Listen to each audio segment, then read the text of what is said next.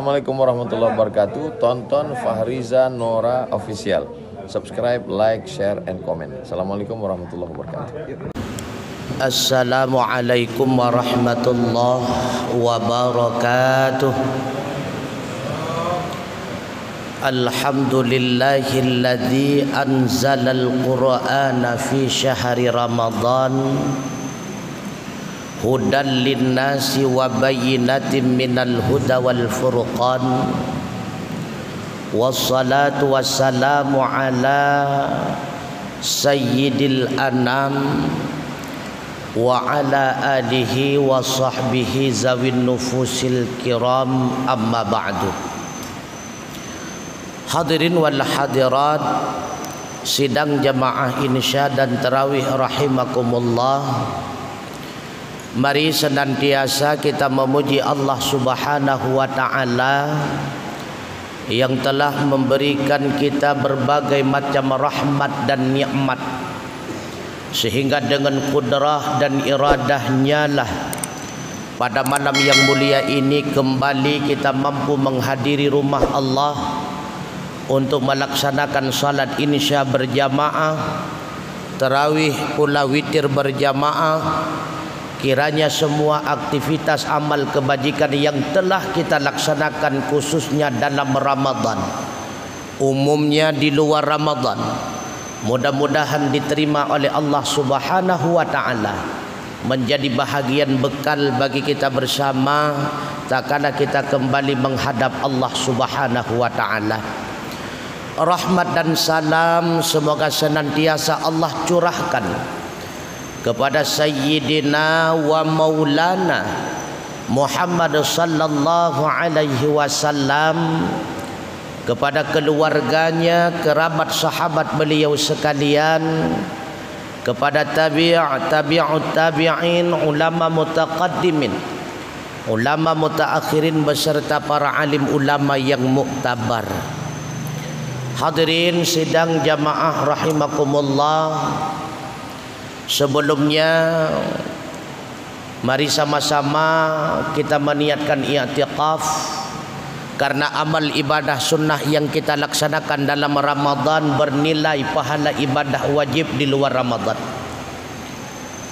Pula yang belum niatkan puasa untuk hari esok, maka silahkan niatkan puasa. Mudah-mudahan puasa yang kita lakukan itu diterima oleh Allah Subhanahu wa ta'ala. Ke depan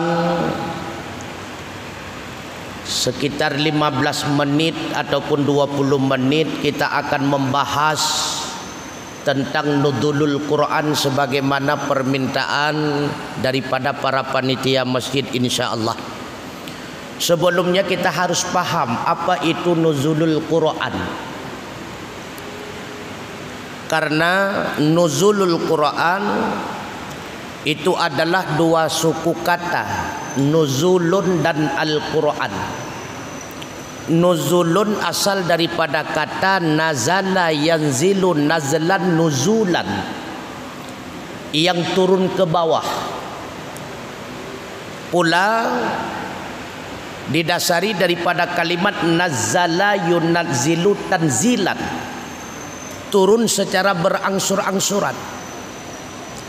Maka nuzulul Quran itu merupakan tahap ataupun fase turunnya Al-Quran daripada Allah Subhanahu wa ta'ala kepada Sayyidina Muhammad sallallahu alaihi wasallam. Ketika kita mengkaji ulang, umum para ulama berpendapat ada 3 tahap proses nuzulul Quran. Tahap yang pertama daripada pihaknya Allah kepada Lauh Mahfud. Apa itu Lauhul Mahfud? Secara bahasa lauh adalah papan, mahfudun yang dijaga. Lauhul Mahfud adalah catatan-catatan gaib yang sangat besar, yang sangat detil, yang sangat kompleks, yang di dalamnya tercatat apa yang telah ada, apa yang akan ada, dan apa yang telah tiada.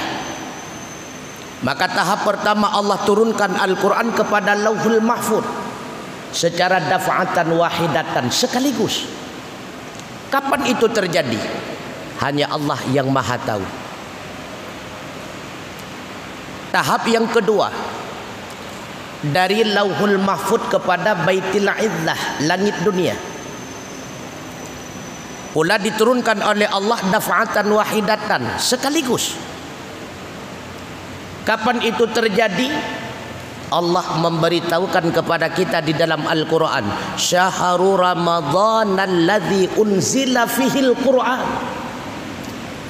Kejadiannya itulah pada bulan Ramadan. Di dalam bulan Ramadan, kapan itu kejadiannya? Di dalam ayat yang lain Allah menjelaskan, Inna anzalnahu fi lailatul qadr.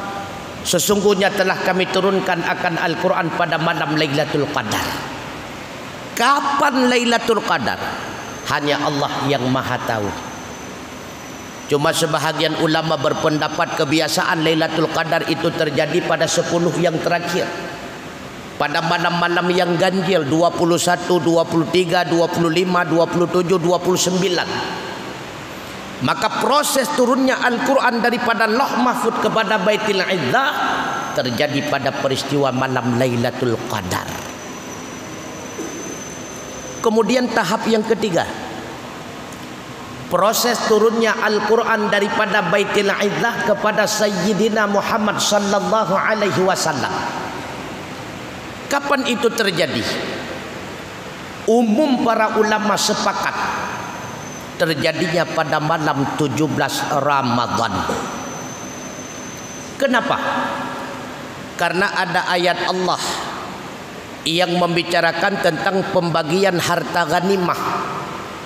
Pada ujung-ujung ayat Allah berfirman, Yaumal taqal jama'ah. Jika kalian in kuntum tu'minuna billah, jika kalian beriman kepada Allah, wa ma anzalnahu, dan terhadap apa yang telah kami turunkan akannya, ala abdina, di atas hamba kami yaitu Muhammad, berupa Al-Quran. Kapan diturunkan Al-Quran? Yaumal taqal jama'an, pada hari berjumpa dua kelompok. Artinya pada terjadi peristiwa perang Badar, bertemu kelompok pasukan mukminin dengan pasukan kafir. Kapan peristiwa itu terjadi? 17 Ramadan.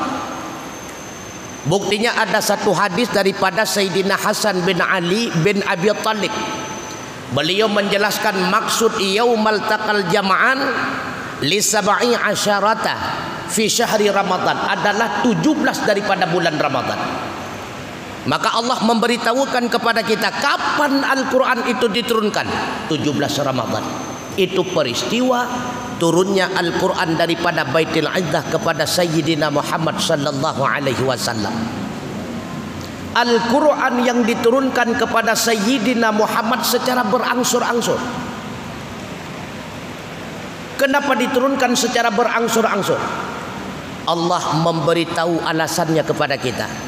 Wa Qur'ana, Al-Quran itu faraqnahu, maka kami turunkan akannya Al-Quran secara berangsur-angsur, secara bertahap-tahap. Litaqra'ahu 'alan nasi 'ala muqsid, supaya engkau baca hai Muhammad akannya Al-Quran itu di atas manusia 'ala muqsid, secara pelan-pelan. Tak kala engkau jelaskan, pelan-pelan. Tak kala engkau wujudkan hukum, secara pelan-pelan, bertahap-tahap. Wa nazzalnahu tanzila, dan kami turunkan akannya Al-Quran itu sedikit demi sedikit, sebahagian demi sebahagian. Maka hikmah diturunkannya Al-Quran secara bertahap-tahap, berangsur-angsur yang pertama, mudah bagi Rasulullah di dalam menghafalnya, mudah bagi Rasulullah di dalam menjelaskannya, mudah bagi Rasulullah di dalam memberikan pemahaman kepada masyarakatnya, mudah bagi Rasulullah bila mana secara bertahap-tahap dalam merealisasi hukum yang diperintahkan oleh Allah di dalam penerapannya. Makanya proses terjadinya turun ayat Allah itu ada dua periode. Yang pertama dinamakan dengan periode Mekah, yang kedua dinamakan dengan periode Madinah.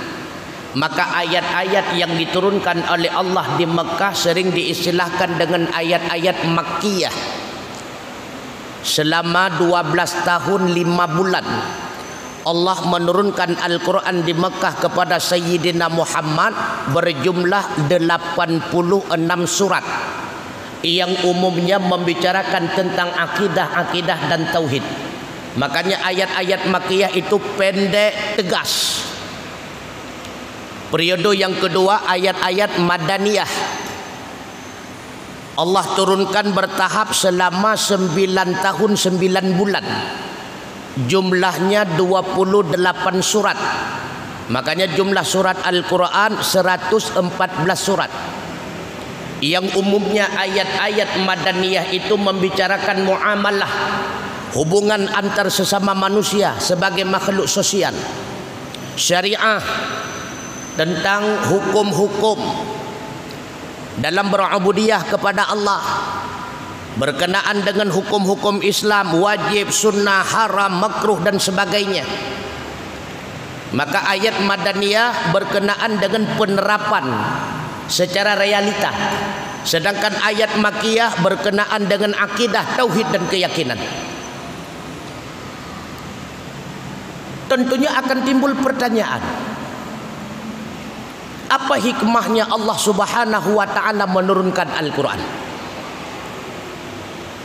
Allah menjawab, hudan linnasi wa bayyinatin minal huda wal furqan. Yang pertama, hikmah diturunkannya Al-Quran adalah al-huda, sebagai petunjuk. Apa itu petunjuk? Rambu-rambu bagi kita dalam menjalani yang namanya kehidupan untuk mencapai kesuksesan dunia wal akhirah. Al-huda. Bagi siapa Al-Quran itu akan menjadi petunjuk? Apakah bagi umum manusia? Tidak, kata Allah. Alif Lam Mim.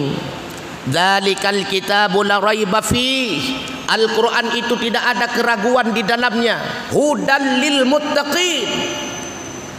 Maka hudan linnas menjadi petunjuk bagi manusia. Manusia yang bagaimana Al-Quran itu akan menjadi petunjuk baginya?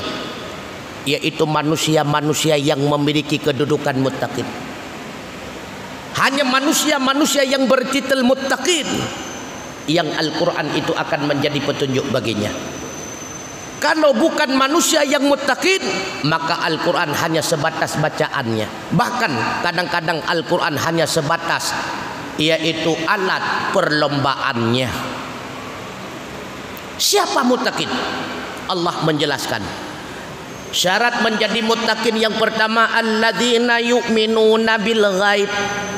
Beriman dengan yang gaib. Beriman kepada Allah, beriman kepada para malaikat, beriman kepada hal-hal yang gaib. Hatinya itu senantiasa beriman Allah maha mengawasi, malaikat maha mencatat. Alladzina yu'minuna bil ghaib. Yang kedua, wa yuqimunas shalah. Senantiasa dia dirikan salat. Yang ketiga, wa mimma razaqnahum yunfiqun. Bahagian daripada hartanya dia infakkan di jalan Allah, bukan malah sedekah wajib berupa zakat dan fitrah. Dia rela dengan ringan tangannya menginfakkan sedekah-sedekah sunnah, hibah, sedekah dan sebagainya. Walladzina yu'minuna bima unzila ilaika wa ma unzila min qablik. Dia yakin Al-Quran itu daripada Allah. Bahkan dia beriman kepada kitab-kitab samawiyah yang lainnya, Zabur, Taurat, Injil. Yakin semata-mata itu daripada Allah. Bahkan Al-Quran memberikan tantangan kepada kita. Seandainya kalian tidak yakin bahwa Al-Quran itu datangnya daripada Allah, jika kalian ragu, wa in kuntum fi raibim mimma nazzalna ala abdina fa'tu bi suratim mim mislih. Seandainya kalian ragu yang bahwa Al-Quran kami turunkan itu bukan datangnya dari Allah, fa'tu bi suratim mim mislih, coba datangkan satu surat yang semisalnya. Adakah orang yang telah mampu? Belum. Dari masa Rasulullah sampai uronyo mi mutuah abu yang berbahagia golomna, kecuali salah sidrawa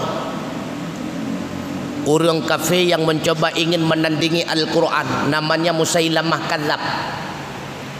Dia bertujuan ingin menandingi Al-Quran untuk membuktikan bahwa Muhammad Rasulullah itu adalah penipu. Cuma 3 ayat mampu dia wujudkan.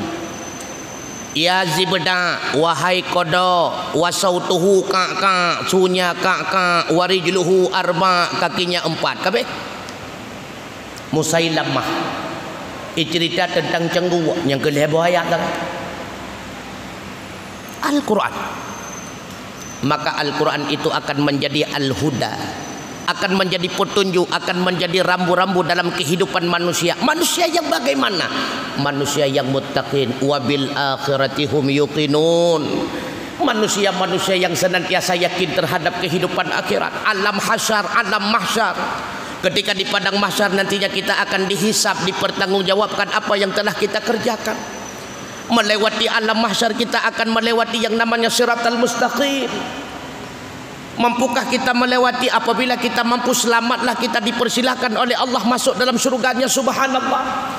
Bila mana kita tidak mampu melewati siratal mustaqim, tentunya kita menjadi ahli neraka, naudzubillah. 2 alam yang terakhir Allah sediakan. Kalau bukan surga, itulah neraka. Khalidina fiha abada, kekal selama-lamanya. Kalau bukan surga, tentunya neraka.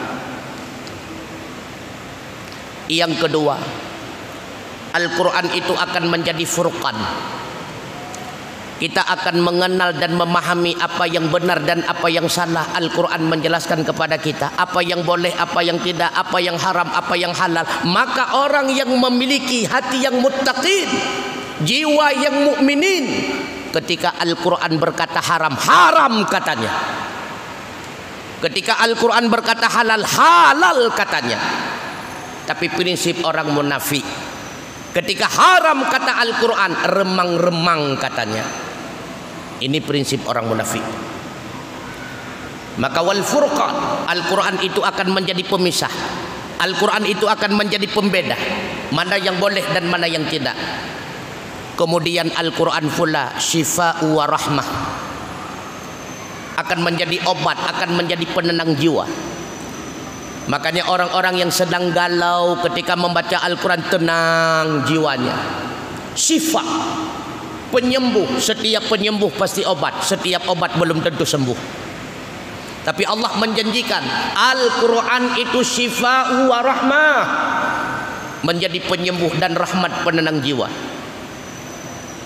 Bahkan kata Rasulullah di dalam satu hadis, siapa saja yang ingin menambah EQ-nya, maka biasakan dengan membaca Al-Quran. Urang bagah jawai tengku bagah tua pakon karena lalengan Quran kon ngan Quran tu. Yang leweknya si kalalengan game dan sebagainya kon jawai bagah pungor tu. Ingin EQ kita bertambah, apa kata Rasulullah? Biasakan dalam membaca Al-Quran. Bahkan ini pernah terjadi, terbukti. Siapa yang menceritakan? Profesor Dr. B.J. Habibie. Beliau pernah menulis di dalam bukunya. Ketika beliau kuliah di luar negeri, beliau melihat ada 2 orang Yahudi, satu laki-laki, satu perempuan. Senantiasa kedua-duanya memiliki IP yang tinggi. Penasaran B.J. Habibie. Coba baca kembali buku cerita daripada beliau, kisah memorial kehidupan beliau. Lalu B.J. Habibie berjumpa dengan orang Yahudi tersebut. Beliau bertanya, apa yang kalian lakukan sehingga nilai kalian senantiasa bagus? Apa jawabnya? Kami senantiasa tengah malam bangun dan membaca Al-Quran. Menyebabkan B.J. Habibie ketika itu terkejut. Seharusnya yang kalian lakukan itu adalah saya yang melakukannya sebagai muslim. akhirnya apa yang terjadi? Ketika malam selanjutnya B.J. Habibie bangun tengah malam, lalu beliau mandi, salat sunnah 2 rakaat dan senantiasa membacakan Al-Quran. Dalam beberapa bulan beliau mampu mengkhatamkan Al-Quran. Akhirnya apa yang Allah berikan? Juara yang biasanya peringkat didapatkan oleh Yahudi kembali berpindah. Juara itu berpindah kepada Profesor Dr. B.J. Habibie. Subhanallah. Al-Quran bisa menambah IQ kita. Bahkan sidang jamaah sekalian, Al-Quran siapa saja yang senantiasa membacanya, mengalir kalam-kalam lewat lidahnya, maka orang-orang yang membaca Al-Quran tersebut termasuk hamba Allah yang dirindukan surga. Hari ini kita senantiasa mengidolakan surga. Senantiasa hari ini kita mendamba-dambakan surga. Apakah surga menginginkan kita? Rasulullah menjanjikan, al-jannatu mustaqatun ila arba'ati nafarin. Surga itu rindu kepada 4 golongan manusia.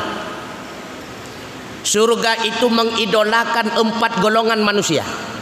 Mudah-mudahan kita termasuk di dalamnya. Siapa hamba Allah yang dirindukan oleh surga?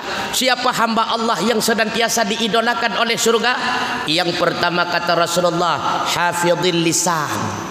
Orang yang senantiasa menjaga lidahnya daripada berbicara yang tidak bermanfaat, daripada pembicaraan yang kotor, bahkan daripada mengupat, fitnah dan sebagainya. Hafidhil lisan. Ingat, lisan tak bertulang tak pernah kenal siapa tuannya. Getanya wadah bangai tengkungan bahasa tu. Nah yang kadang-kadang orang lebak pegah untuk guna pelemah bagop dempa ke depa.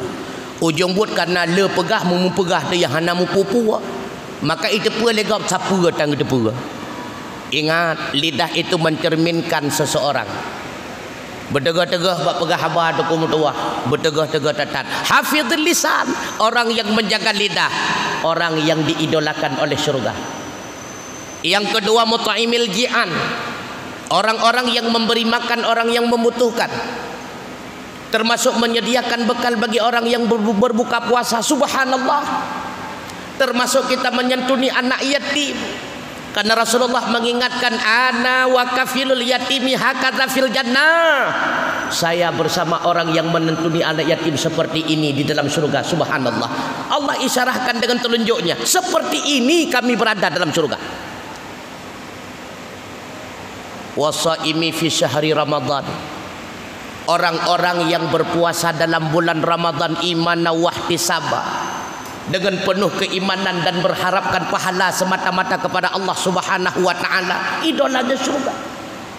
Yang terakhir kata Rasulullah, yaitu talil Quran, orang yang senantiasa lidahnya mengalir kalam-kalam Allah dalam waktu luang dan dalam waktu sempit, senantiasa melantuni ayat-ayat Allah, kalam-kalam Al-Quran, talil Quran, orang yang senantiasa dirindukan oleh surga. Oleh karenanya, ingat, Ramadan bulan mulia. Di dalam Ramadan Allah turunkan Al-Quran. Al-Quran merupakan sesuatu yang mulia. Apabila kita berada dalam Ramadan, dalam bulan yang mulia, ingin kita menjadi hamba yang mulia, biasakan kita dengan membaca Al-Quran. Insya Allah kita pun akan menjadi mulia. Ketika kita bersama Al-Quran, jiwa kita bersama Al-Quran, tenang kita bersama Al-Quran, waktu kita habiskan dengan Al-Quran. Al-Quran mulia, Ramadan mulia, kita pun akan menjadi hamba yang mulia. Yakin dan percayalah, setiap hamba yang mulia pasti akan dipersilahkan oleh Allah Subhanahu wa taala kelak di akhirat pada tempat yang mulia. Itulah surganya Allah, surga Jannatun Naim. Kita mohon kepada Allah kiranya kita termasuk hambanya yang akan mendapatkan undangan. Ya ayyatuhan nafsul mutmainnah, wahai jiwa-jiwa yang suci, kata Allah, irji'i ila rabbika radiyatan mardiyah, kembalilah kalian kepada Tuhan kalian, Tuhan kalian ridha kepada kalian sebagaimana di dunia kalian ridha kepadanya. Fadkhuli fi ibadi, silahkan kalian masuk bersama hamba-hambaku. bersama para aulia, syuhada dan ulama. Wadkhulin jannati. Silahkan kalian semua masuk dalam surgaku.